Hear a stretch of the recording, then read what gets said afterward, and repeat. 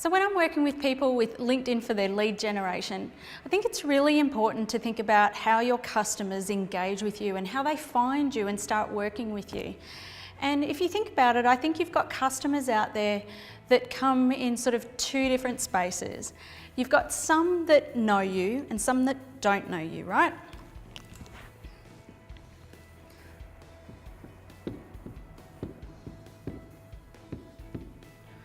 So at the top, you've got someone who knows you. You've got a customer out there, they already know who you are. And then you've got one that doesn't know who you are.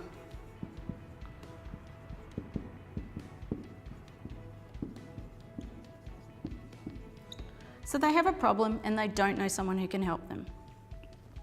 So that's one end of the spectrum. Then you've got this other scale.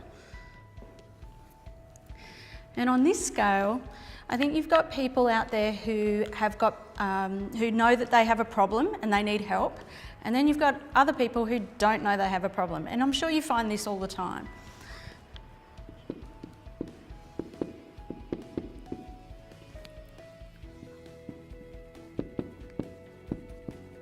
So at this end of the scale, you've got someone who doesn't know what they want, and over on this side, they do know what they want.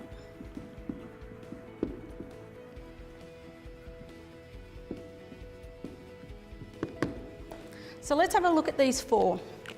So if I'm a customer and I know someone who can help me, and I do know what I want, then if I know you, I'm just going to call you, right?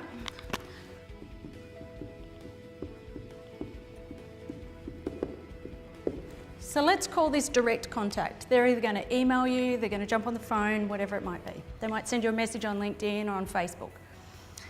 If we're in this quadrant, where I do know what I'm after, I know I want help with this particular problem, but I don't know someone who can help me. So if I fall into that category, I'm probably going to do one of two things.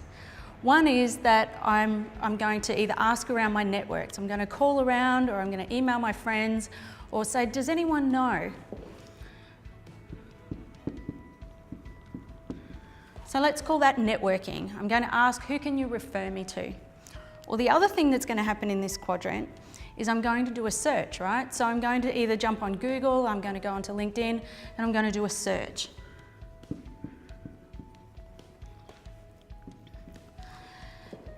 So that one, you've probably seen that before. So if you've got a website, you're probably search engine optimizing it and all that sort of thing. So that's that quadrant. But way over here, if you think about your customer, they know someone who can help them. This is someone who already knows you, but they don't know what they want. They don't know that they need help with something. And you're probably finding that you're out talking to people all the time like this. So your job, if you're in this quadrant when you're working with customers, your job is to educate them. And so you can do that on LinkedIn with your content strategy, with your thought leadership, with your curation, those types of things. And then in this quadrant, where they don't know someone who can help them and they don't know what they want, your job is awareness.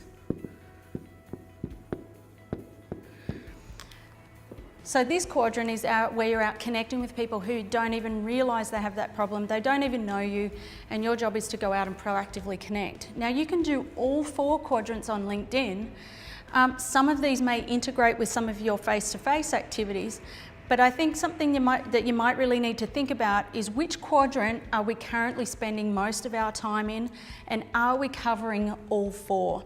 And I think if you can include this model in your LinkedIn profile, then you're going to be able to make sure that you connect at all touch points and you're engaging as much of your possible audience as possible.